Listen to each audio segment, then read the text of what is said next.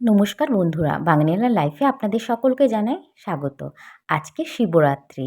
শিবরাত্রি বলবো না, কালকে লেগে গেছিলো শিবরাত্রি। যেহেতু কালকে ৮টায় লেগেছিল, আমি সারারাত উপোস থাকতে পারছিলাম না বলে অত রাত পর্যন্ত, তা আজকে আমি পুজোটা করেছি, মানে ৯ তারিখে। যেহেতু সকালে পুজোটা করতে পারবো বলে তাই। তো দেখতেই পাচ্ছেন সবাই আগে হয়তো পুজো দেয়, তারপরে ধূপকাঠি মোমবাতি ধরায়। কিন্তু আমি একটু উল্টো। আমার মনে হয় আগে ধূপকাঠি মোমবাতি ধরিয়ে না, মানে ঠাকুরকে আলো আলো করে নিয়ে তারপরে আমি পুজো দিতে খুব ভালোবাসি। তো এখানে শিব ঠাকুরটা দেখতেই পাচ্ছেন যে আমি এটা না দক্ষিণেশ্বরের থেকে নিয়ে এসেছিলাম। যখন ছোট ছিলাম তখন যখন দক্ষিণেশ্বরে যেতাম, আমার খুব ইচ্ছা থাকতো যে একটা বড় শিব ঠাকুর আমি কিনবো।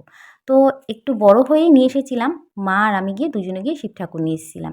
তো এটাকে যেরকম ঘি দিয়ে, মধু দিয়ে, দই দিয়ে স্নান করানো যায়, সেরকম হিসাবেই আমি এটা নিয়ে এসেছি। তাতে কি হয়, একটু মালা পরানো যায়, একটু মানে খুব ভালো লাগে। যেহেতু শিবরাত্রির সময় না খুব পরিমাণে ভিড় থাকে, সেরকমভাবে ঠাকুরের ওখানে গিয়ে না মনের মতন করে পুজো দেওয়া যায় না। আর এখানে আমি মনের মতন করে আস্তে ধীরে সুস্থে নিজের মনের মতো সময় বিশেষ পুজো দিতে পারি বসে বসে শান্তি করে। তার জন্য আমি এই শিব ঠাকুরটাকে আমার খুবই ভালো লাগে। তো জল তৈরি করে নিচ্ছি শিবের মাথায় ঢালার জন্য। একটু দুধ নিয়ে নিয়েছি আর একটু গঙ্গা জল নিয়ে নিয়েছি। দুধটা একটু পড়ে গেছে ঠিকই, কিন্তু এর মাঝখানে একটু ডাবের জল দেওয়া উচিত ছিল। আমি ডাবের জলটা একটুও পাইনি। কালকে কেনাকাটি করতে গিয়ে দেখি দোকানে কিছুই ডাব নেই। আর একটা দোকানে আছে, সেটা নারকেল আবার। আর এর মধ্যে একটু সিদ্ধি আর একটু তিল দিয়ে নিয়েছি। এবার আমি এটা শিবের মাথায় ওং নমঃ শিবায়, ওং নমঃ শিবায়, ওং নমঃ শিবায় বলে আমি এটা দিয়ে দেবো। আর একটুখানি আমি ওখানে যে শিব মূর্তি আছে তাকেও দিয়ে দেবো।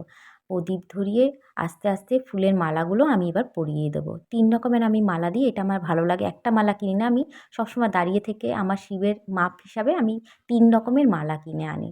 বানিয়ে নিয়ে আসি। কিনে আনা তো ভুল, পয়সা তো অবশ্যই দিতে হয়। কিন্তু এটা বানিয়ে নিয়ে আসি। নীলকণ্ঠ, আকন্দ ফুলের মালা আর একটা বেলপাতার মালা। আমার মানে খুবই ভালো লাগে।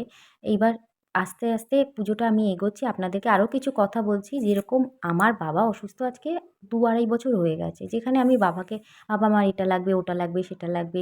কি দরকার না দরকার সব আমি বাবাকে বলতাম। বাবা দিত। মিথ্যা কথা বলব না, কম বেশি যেরকম সবার বাবা দেয়, আমার বাবাও আমাদেরকে দিত। তো এখানে বাবা যখন অসুস্থ হয়ে যাওয়ার পরে আমি কারকে বলব, কার কাছ থেকে নেব কিছুই বুঝতে পারতাম না।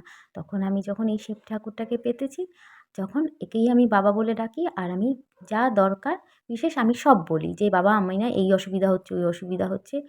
আর পুরোটাই ঠিক করে দেয় ভগবান। যেদিক থেকে হোক, এদিক থেকে হোক বলে না, ঠিক আমার ম্যানেজ হয়ে যায় যেন কিরকম যেন। সত্যিই মানে আমি শিব ঠাকুরটাকে পেতে যে আর পুজো দিয়ে যে আমি শান্তি পাই। আমি বছরে সব দিন পুজো দিই না, বছরে ২ বার পুজো দিই। যেরকম হচ্ছে শিবরাত্রির দিন আর শ্রাবণ মাসের যেকোনো সোমবার, ১ টা কি ২ টো সোমবারে আমি পুজো দিই। তাতে আমার ভালো লাগে। এবার যেরকম পারি সেরকম আমি দেওয়ার চেষ্টা করি। আর এমনি টাইমে প্রতিদিন আমি শিবের মাথায় শুধু জল দিয়ে পুজো দিই।